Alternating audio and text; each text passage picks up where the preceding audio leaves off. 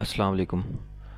Peshawar board की जितनी भी मुख्तलिफ़ कैटेगरीज़ की फ़ीस स्ट्रक्चर है, एप्लीकेशन फ़ॉर ऑनलाइन वेरिफ़िकेशन हो या आपके पास मुख्तलिफ़ जो कैटेगरीज़ हैं जिसमें एडमिशन फ़ीस होगी, डुप्लिकेट सर्टिफिकेट रिज़ल्ट कार्ड की जो आपके पास फ़ी होगी, वो सारी फ़ीस आपको कैसे पता चलेगी और चालान किस तरह जनरेट किया जाता है।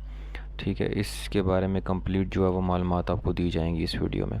ठीक है, तो उसके लिए सबसे पहले आपने गूगल पे आके 22 पेशावर लिखना है और फर्स्ट वाले इंटरफेस पे क्लिक कर देना है। ठीक है, तो जैसे ही आप इस इंटरफेस पे क्लिक करेंगे तो आपके पास जो है वो ये इंटरफेस ओपन हो जाएगा। ठीक है, यहाँ पे आप जो है वो स्क्रॉल करते हुए नीचे आएंगे। ठीक है, तो यहाँ पे जो है वो आपको फ़ीस स्ट्रक्चर जो है वो नज़र आएगा। उस ब्लॉक में आपने सेलेक्ट करके फिर आपको तकरीबन सारी कैटेगरीज़ की जो डिटेल्स हैं वो पता चल जाएंगी। अब यहाँ पे कुछ नोटिफिकेशंस भी आए हुए हैं कि admission fee for HSC 11 and 12th। ठीक है, ये उसकी यहाँ पे मालूमात लिखी हुई हैं। उसके बाद ये डिटेल्स कुछ लिखी हुई हैं। मेन जो कैटेगरीज़ हैं वो यहाँ पे लिखी हुई हैं कि ओरिजिनल इम्प्रूवमेंट सर्टिफिकेट के लिए अगर आप अप्लाई करेंगे तो उसके लिए 500 है। ये अभी 2025 की ये फ़ीस स्ट्रक्चर है।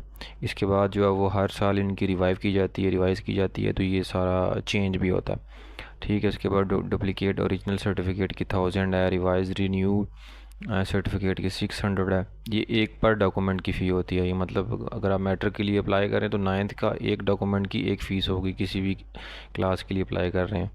तो ये नहीं है कि अगर आप एक क्लास के लिए अप्लाई कर रहे हैं तो 9 10 दोनों उसमें शामिल होगा, ऐसा नहीं होता। ठीक है, उसके बाद जो है वो डुप्लिकेट DMC के लिए अगर आप अप्लाई कर रहे हैं तो 700 रुपीज़ हो गए। उसके बाद तीसरी दफ़ा अगर आप मतलब 2 दफ़ा अगर आप गुम कर चुके हैं अपने DMC यानी कि जो आपकी डिग्री होती है मैट्रिक की है या जो भी है, ठीक है, FSC की है, तो उसके लिए आपको 1500 पे करना पड़ेगा। उसके बाद वेरिफिकेशन नॉर्मल जो है वो एक डॉक्यूमेंट की RS 700 है। उसके बाद जो है वो अगर आप IBCC के लिए अप्लाई कर रहे हैं पर डॉक्यूमेंट तो उसकी जो है वो 1000 होगी। को पेपर किसी को आपने कैंसिल करवाना है तो उसकी पर पेपर 1000 होगी। उसके बाद कैंसिलेशन ऑफ फुल फ़ी आपके पास रिज़ल्ट जो है वो जो सारा रिज़ल्ट अगर आप कैंसिल करवाना चाहते हैं तो 3000 उसकी फ़ी होगी। उसके बाद जो है वो करेक्शन डेट ऑफ़ बर्थ और उसके अलावा 2 साल के अंदर अंदर अगर आप अप्लाई कर रहे हैं किसी डेट ऑफ़ बर्थ में आपकी रिज़ल्ट कार्ड में या सनद में, तो उसकी 3000 होगी।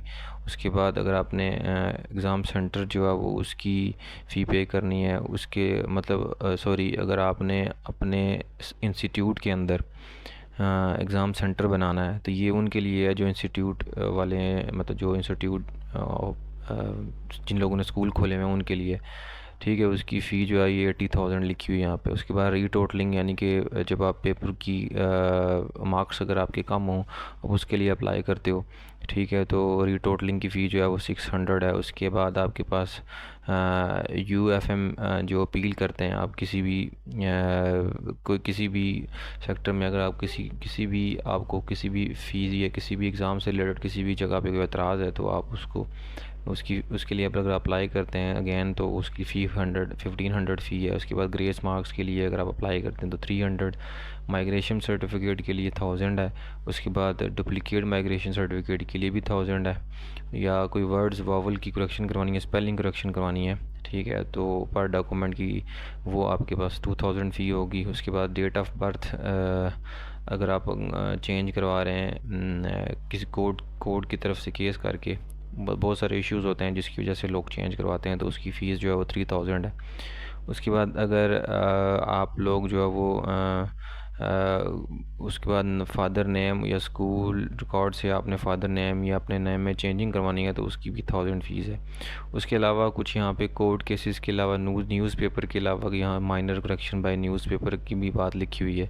ये जो मतलब बहुत सारे ऐसे स्टूडेंट्स होते हैं जो जिनको बयान फ़ी वगैरह और न्यूज़पेपर में ऐड दे के कुछ करना पड़ता है, क्योंकि कुछ नाम या फादर नेम आप अगर आपने कम्प्लीटली चेंज करवाना है तो उस केसेस में ये चीज़ की जाती है। मतलब कुछ लोगों की जो है वो डाइवोर्स मदर या फादर की डाइवोर्स की वजह से जो है उन्होंने नाम चेंज करवाना होता है, ख़ास तौर पर फादर की का नेम चेंज करवाते हैं लोग, क्योंकि फादर का नेम ही डॉक्यूमेंट्स के ऊपर लिखा हुआ था। तो उस केसेस में ये जो है वो चीज़ वहाँ पे ज़रूरत पड़ती है इसकी। तो ये कंप्लीट स्ट्रक्चर था, फ़ी स्ट्रक्चर था, किस तरीके से जो है वो आप फ़ी मुख्तलिफ़ कैटेगरीज़ की जान सकते हैं पेशावर बोर्ड से। अब चालान जो है वो किस तरह आपने जनरेट करना है, क्योंकि ऑनलाइन चालान ही जनरेट करना है, मैनुअल चालान जो है वो एक्सेप्टेबल नहीं होता पेशावर बोर्ड में अब। तो ऑनलाइन आप यहाँ से वेबसाइट से जनरेट कर सकते हैं, तो उसका लिंक मैं डिस्क्रिप्शन में दे दूँगा। हमारे चैनल पे उसकी वीडियोस जो है वो मौजूद है। ठीक है, तो ये कंप्लीट इन्फॉर्मेशन थी किस तरीके से पेशावर बोर्ड की जो मुख्तलिफ़ कैटेगरीज़ की फ़ीस जो है वो उसको बारे में आप जान सकते हैं। तो उम्मीद है आपको हमारी वीडियो पसंद आई होगी। अगर हमारी वीडियो पसंद आई हो तो हमारे चैनल को सब्सक्राइब करें, फेसबुक पे फॉलो कर लें। Thank you.